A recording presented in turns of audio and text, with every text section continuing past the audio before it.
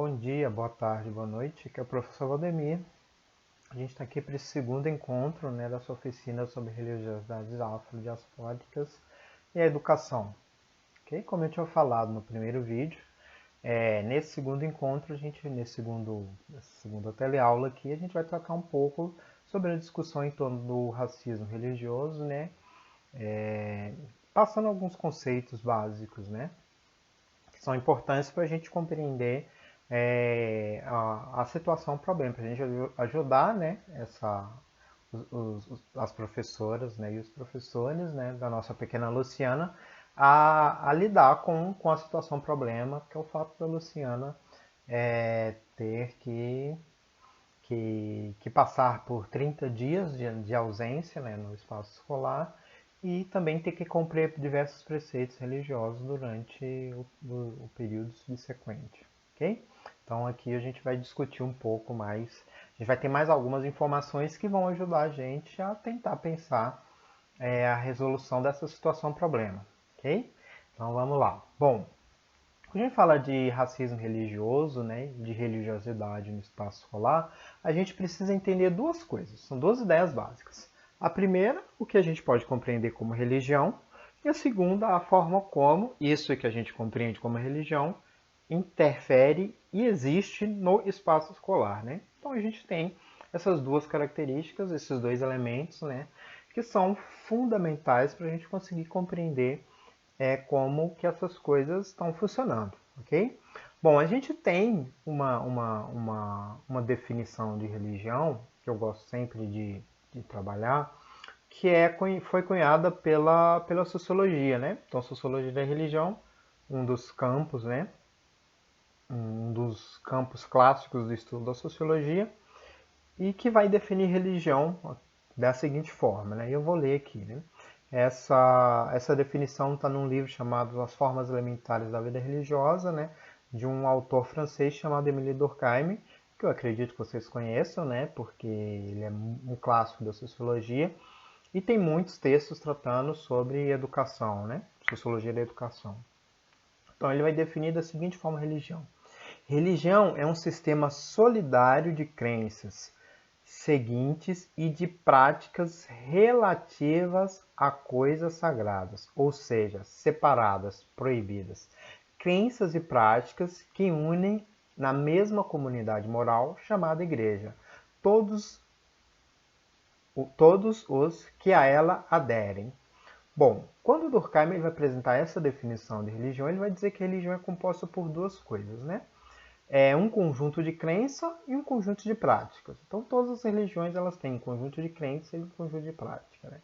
A noção de religião aqui, e é importante que a gente compreenda isso, até para a gente conseguir pensar a situação problema, a noção de religião pautada pela sociologia, ela não vai trabalhar com a perspectiva do que é verdadeiro e o que é falso. Ela vai dizer simplesmente que religião é um sistema solidário, que envolve crenças e que envolve práticas, Se um grupo de pessoas elas têm crenças, elas acreditam em coisas particulares, E essa crença ela convive com atividades práticas específicas, a gente está falando de um sistema religioso, Ou de uma religião.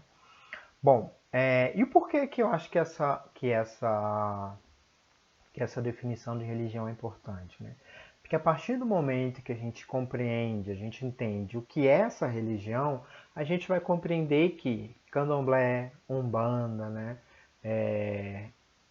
diversas outras, o islamismo, o budismo, e as mais diversas características, as diversas particularidades do cristianismo, elas são compreendidas como sendo religiões, E se elas são compreendidas como religiões, elas acabam tendo o mesmo, ou devem ter o mesmo tratamento diante da legislação, Então, as legislações educacionais, que vai tratar sobre a educação, vai garantir, por exemplo, a liberdade religiosa e de crença, E isso se aplica a todas as religiões, inclusive as religiões afro-brasileiras, umbanda, os mais diversos tipos de candomblé que a gente viu no primeiro vídeo, Então a gente tem todas essas características, Então a gente precisa, a primeira coisa que a gente precisa saber é o que é a religião, né? E aí a gente já sabe o que é religião. A religião é um sistema solidário, né? Que reúne, né? Que reúne pessoas em torno do que a gente pode chamar de igreja. Então a igreja não é só a igreja católica, a igreja evangélica, assim, é toda a instituição religiosa que agrega, né? Que junta, né? As pessoas que professam uma determinada crença e que tem determinadas práticas relativas a coisas que elas consideram como sendo sagradas e coisas que elas não consideram como sendo sagradas, né? Bom, essas características são importantes porque a noção do que é sagrado para uma religião pode não ser a mesma para outra, né? Isso não quer dizer que uma religião é menos verdadeira do que outra. Simplesmente ela tem coisas que são consideradas como sagradas para uma religião que não vai ser para outras, né? Por exemplo, caso o, o crucifixo pode ser compreendido como algo sagrado para os cristãos, mas não necessariamente é compreendido como sendo algo sagrado, por exemplo, para os budistas. É, o dogma, por exemplo, em torno de Nossa Senhora pode ser compreendida sagrada para os católicos, mas não é compreendido como sagrada para, por exemplo, os cristãos neopentecostais. Então, na verdade, você tem elementos que podem ser sagrados em um sistema religioso e podem não ser em outro, né? E quando a gente está falando de religiões afro, a gente tem coisas que são consideradas como sagradas. Por exemplo, espaços específicos, como uma cachoeira, né? Como as florestas, né? Então, sei, o arco-íris, né? Que é identificado como sendo a manifestação de um orixá específico, né? Que é o Xumaré. Então, você tem o raio, né? O trovão. Então, você tem todos o vento, né? A água do mar, as ondas, né? Então você tem todos os elementos que são considerados como sendo sagrados para essas religiões de matriz africana. E aí a gente tem que conseguir compreender a partir desse conceito de religião a forma como esses processos, esses elementos, o sagrado ele vai se alterar em determinado contexto cultural, em contexto religioso específico, ok? Bom, se a gente já sabe o que é religião, então a gente precisa saber a forma como a religião ela coexiste ou ela existe dentro do espaço escolar, né? E para isso eu acho que existe uma definição que está lá na Lei de Diretrizes e Bases de Educação, no artigo 33 da LDB, né?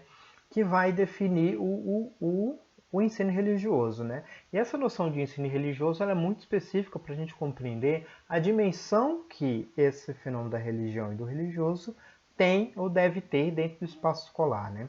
Então a LDB vai definir, né, que o ensino religioso ele é facultativo, né, matrícula facultativa, ou seja, ele não é obrigatório, né, e é parte integral da formação básica do cidadão e constitui disciplina nos horários normais das escolas públicas de educação básica, assegurado, né, o respeito à diversidade religiosa do Brasil, vedada qualquer forma de proselitismo, né? Então, que a definição de ensino religioso vai trazer para a gente são dois elementos importantes, né?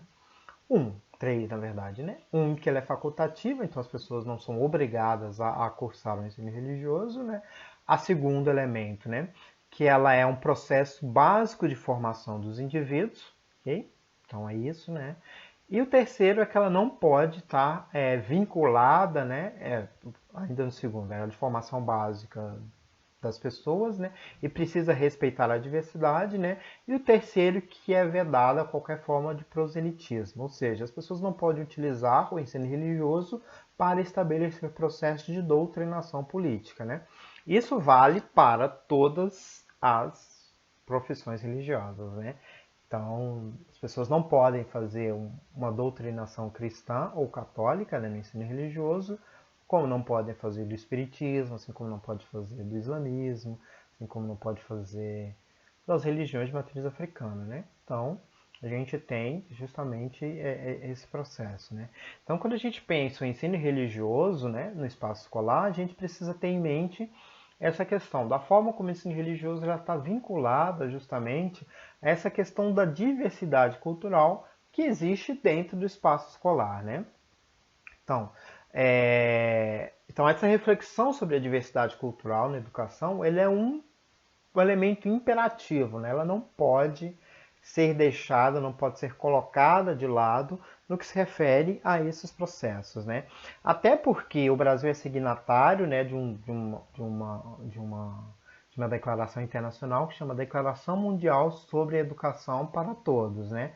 Aonde o Brasil é signatário, o Brasil assinou essa declaração internacional, então ela tem peso de lei dentro do Brasil, né? Que essa declaração vai dizer que ela vai atribuir à educação a responsabilidade de desenvolver e respeitar toda a herança cultural da população, né? Então a educação ela está fortemente vinculada justamente a essa necessidade que a gente precisa ter de respeitar toda a herança cultural, né? Então no espaço escolar a gente precisa garantir que as diversas heranças culturais elas não sejam compreendidas uma como sendo maior e outras como sendo menor, né? Então a gente precisa ter essa educação, né, levando em consideração toda essa diversidade, né? E no que se refere à discussão em torno da presença das religiões afro, né, no interior das escolas, a gente precisa estar bastante atentas e atentos, né, justamente à forma como essas heranças culturais, né, fortemente vinculadas à africanidade, né, e ao e, a, e, a, e aos indígenas, né, elas são comumente criminalizadas no interior do espaço escolar, né. Então a gente precisa ter em mente, né, a gente precisa ter uma noção muito exata da forma como, né, mais do que nunca, né, no espaço escolar a gente precisa ter o respeito a essa diversidade, né. Bom, então quando a gente olha a nossa situação problema da pequena Luciana, lá que eu tinha apresentado no primeiro vídeo, é fundamental que, ao se pensar uma solução, né, para a problemática que se apresenta, né, dos preceitos, né, religiosos que a Luciana precisa cumprir durante o ano letivo, né, a gente precisa ter em mente, né, essa noção da forma como a educação ela precisa respeitar toda a herança cultural da população. Então, entender o que é religião, entender a forma como a religião precisa existir e pode existir, né, dentro do espaço escolar através da noção da discussão em torno do ensino religioso, nos remete a uma terceira discussão que é muito importante, que é justamente a discussão em torno da diversidade religiosa, né? E aí a gente costuma dizer que a diversidade religiosa, né, é um dos aspectos da diversidade cultural, né? Um dos principais aspectos da diversidade cultural, né? E no que se refere à diversidade, a diversidade religiosa, né? A gente precisa fazer com que as pessoas que estão passando, as crianças, né, e os adultos que estão passando pelo sistema educacional, eles sejam adultos, né, comprometidos, né, com a superação da discriminação, do preconceito, da exclusão e da perseguição às religiões minoritárias presentes na nossa sociedade, né? Hoje a gente estabelece o diálogo sobre a diversidade religiosa no interior do espaço escolar, quando a gente, no caso da nossa situação problema, né, a gente vai tentar pensar alternativas, né, para solucionar ou para possibilitar, né, solucionar não, para garantir o direito que a pequena Luciana tenha à educação, a gente está discutindo, né, a gente está possibilitando que todas as crianças, né, todas as pessoas que estão envolvidas naquele espaço escolar, eles estão aprendendo, né, a conviver com a diferença, estão construindo um mundo que se contrapõe à noção do discriminação, do preconceito, racismo e a exclusão, que a gente viu lá no primeiro módulo, né, do curso que a gente discutiu lá, eu apresentei para vocês o que era o conceito de discriminação, do racismo, né, do preconceito, né? Então, todas essas discussões que a gente teve lá atrás, elas são importantes nesse momento, né? Então, a diversidade religiosa está fortemente vinculada à existência dessa diversidade cultural. Então, a gente precisa, para conseguir, né, pensar, né, uma solução para a problemática para os desafios, né, que a presença da pequena Luciana tem no espaço escolar, a gente precisa conseguir compreender que a diversidade religiosa ela é uma parte fundamental da diversidade cultural, né? E viver na diversidade requer um aprendizado, né, para a convivência na pluralidade e o exercício permanente do respeito à dignidade e aos direitos humanos, né?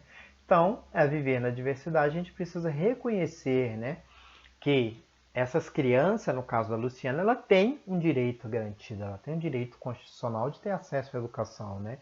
E a especificidade, a particularidade cultural dela não pode ser um obstáculo para que esse direito constitucional não seja respeitado no caso dela. Não só no caso dela, mas no caso de diversas outras crianças, né? Existe um livro que chama Educação nos Terreiros, né? Que é um livro da Estela Guedes Caputo, né? Que chama Educação no Terreiro e como a escola se relaciona com as crianças de candomblé, né? Então, eu vou mostrar aqui para vocês. Então, é um livro que é bastante interessante, né? Fica a indicação para vocês, né? E esse livro, ele é curioso, né? Porque a pesquisadora, ela colhe muitos depoimentos, né? Aí você tem muitos depoimentos de crianças, né? De situações que as crianças passam durante esse processo, né? E aí você tem, por exemplo, o caso das crianças do candomblé que precisam raspar a cabeça, né? Inclusive as meninas, né? Como que esse impacto tem, né?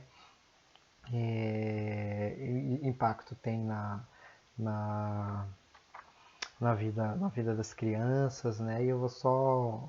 E aí você tem todos os depoimentos que são muito interessantes, né? Como é um livro que trabalha muito com crianças, né? Então ela registra os depoimentos, né?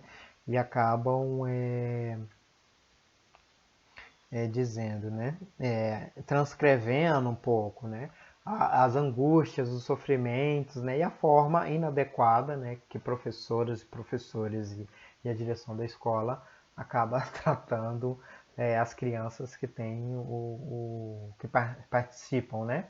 Acabam estabelecendo processo discriminatório com essas crianças, né? Então esse livro que chama Educação nos Terreiros é uma indicação que eu acho que quem quiser se aprofundar mais, né, no, nessa discussão, acho que vale a pena adquirir esse livro e dar uma leitura. Nesse livro eu não tenho ele em PDF, assim, para disponibilizar para vocês, mas eu acho que é uma leitura importante. Novamente dizendo, eu vou disponibilizar alguns materiais de leitura, né, que podem ajudar vocês no desenvolvimento, né, de um olhar um pouco mais crítico, né, com relação a essa questão do preconceito racial no interior do espaço do espaço educacional e a forma como as religiões de matriz elas são matriz africana, né, são fortemente impactadas por esse fenômeno do racismo, né? E aí a gente chega, né, nesse conceito que é o conceito que articula, né, esse segundo encontro, que é justamente o conceito de racismo religioso, né? Bom, racismo a gente sabe o que é, né? Então a gente tem um processo lá que a gente já estudou, já discutiu lá no primeiro vídeo, né, no nosso primeiro encontro, aonde a gente apresentou qual é o conceito de racismo. E por que a gente está falando de racismo religioso, né? Então vou ler um trechinho para vocês aqui, né? Bom, o termo racismo religioso era utilizado de forma bastante incipiente no ambiente acadêmico, né? Ou seja, ele é um conceito que ainda está sendo apropriado, né? Mas, no âmbito acadêmico, mas é a principal definição de que os movimentos sociais dos povos de terreiros para a íntima relação entre os crimes de intolerância religiosa contra as religiões afro-brasileiras e a prática do racismo contra a população negra em contexto nacional. Então, quando a gente trata do conceito de racismo religioso, a gente não está dizendo que... A gente, na verdade, o que a gente quer dizer é que a intolerância religiosa que as religiões de matriz africana sofrem, inclusive no interior, né, do espaço escolar, que as crianças sofrem, né? Ou os ataques, né? Que são feitos aos terreiros e às casas de Umbanda, né, os templos de Umbanda, né, de uma forma geral, ele não é uma intolerância religiosa pura e simplesmente. É uma intolerância religiosa que tem um fundo, né, que tem uma relação profunda com o preconceito racial, né. Então, por isso que o conceito de racismo religioso ele está sendo utilizado vem sendo cada vez mais utilizado, né, dentro dessa perspectiva de que a intolerância contra as religiões de matriz africana é uma intolerância racial, uma intolerância racista, né, que é baseada no racismo, preconceito e na discriminação, né. Bom, então continuando a leitura aqui, né? Assim, né, o conceito de racismo religioso reforça que o preconceito, o racismo e a discriminação racial estão na base das ações violentas contra os templos afro-brasileiros e aqueles que professam alguma das inúmeras crenças do vasto espectro, né, das chamadas religiões afro-brasileiras, né? Então, a compreensão de racismo religioso aqui, ela tá vinculada à forma como o racismo, né, antinegro, né, ele vai se manifestar na nossa realidade, né? Bom, quando a gente pensa o caso da nossa pequena situação problema, né, que a gente está tentando solucionar aqui, da nossa pequena Luciana, né, a gente precisa ficar justamente atento à forma como, né, esse racismo religioso ele opera, né? Não inúmeros casos, né, e esse livro Educação no Terreiro vai dizer, né, vai apresentar depoimentos muito, muito fortes, né, da forma como as crianças que são do candomblé são tratadas no espaço escolar.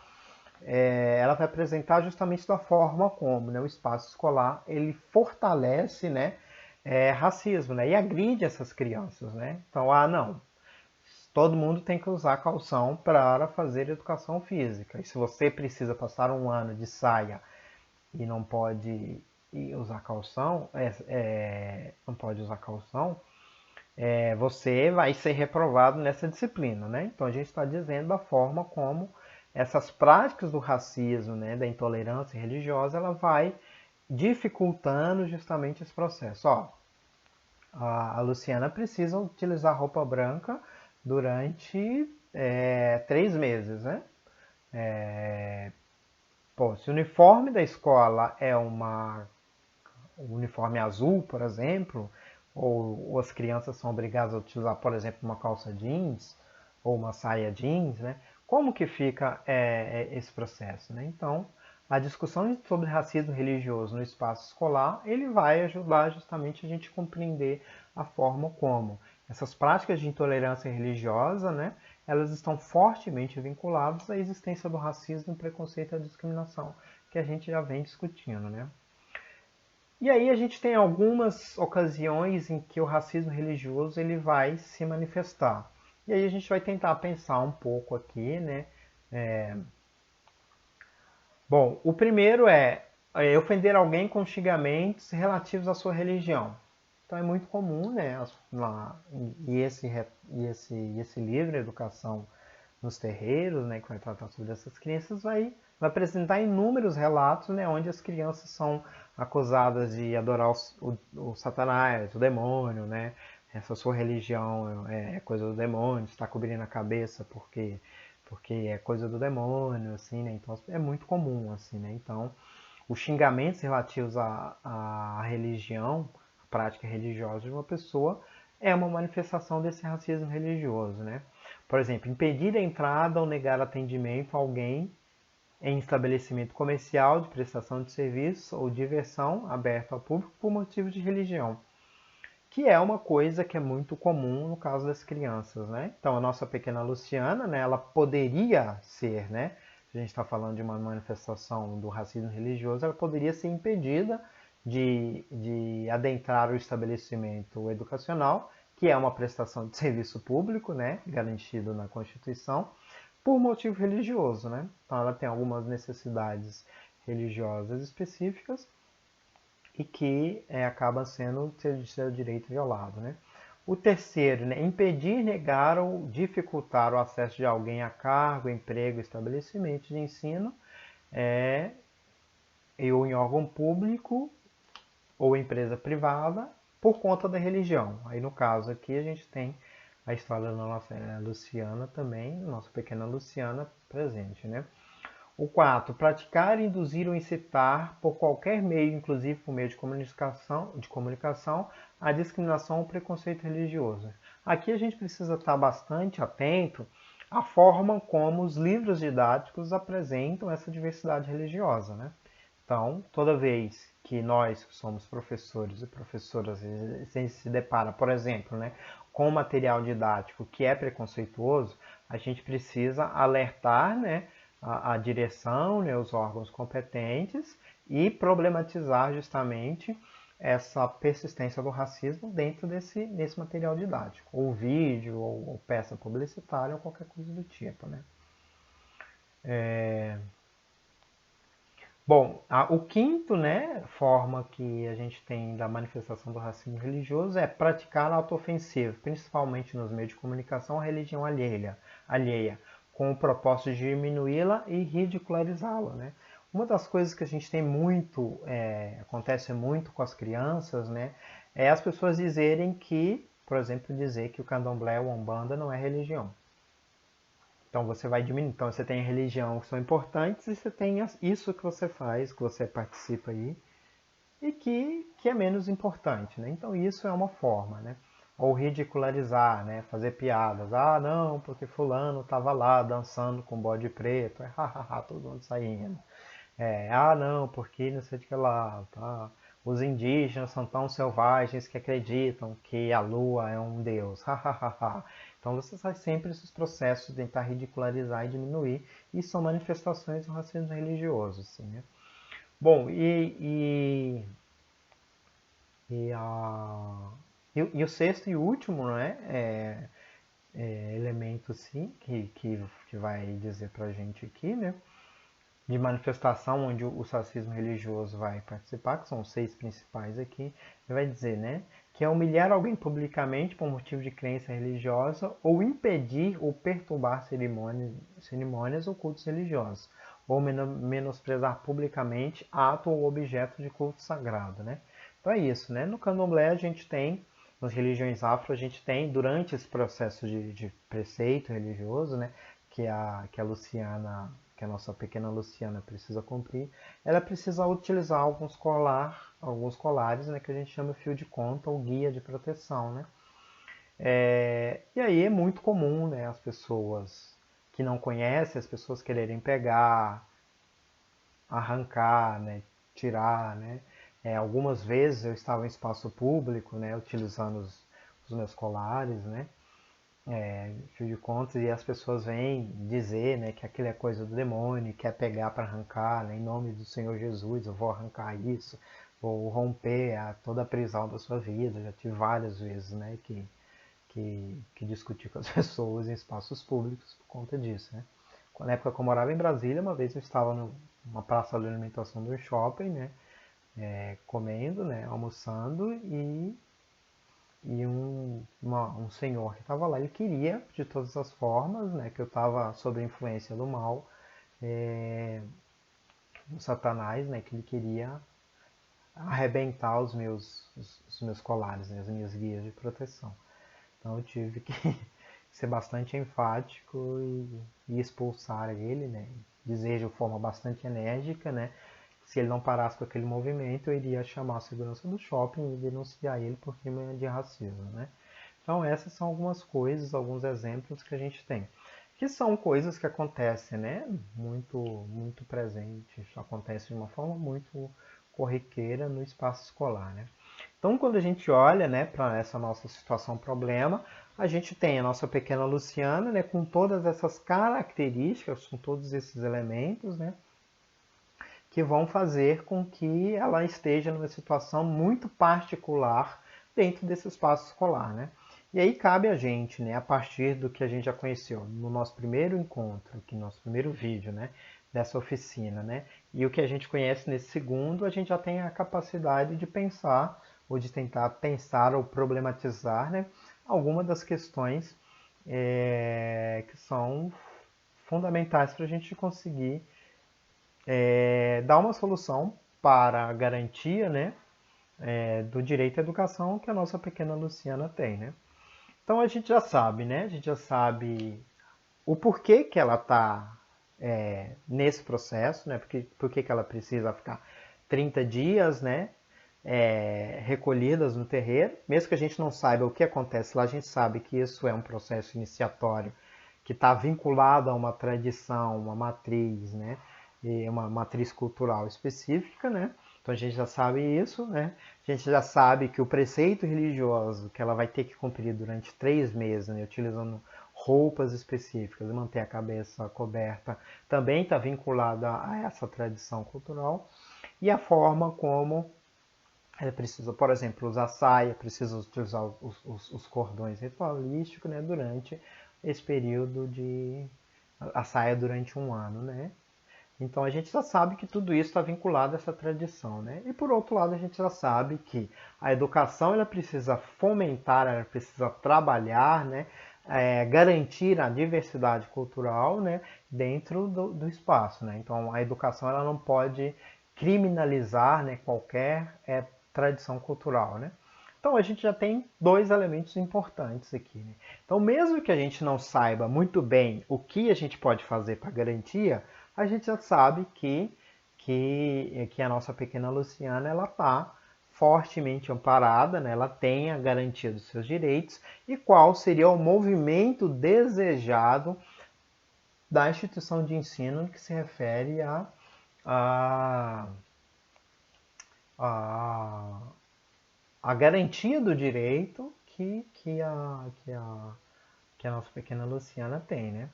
E aí, para fechar esse vídeo aqui, eu queria ler uma legislação para vocês, né? Que é uma legislação muito recente, né? Que é a Lei 13.796, né? De 3 de janeiro de 2019, né? Então, é a legislação do ano passado, né?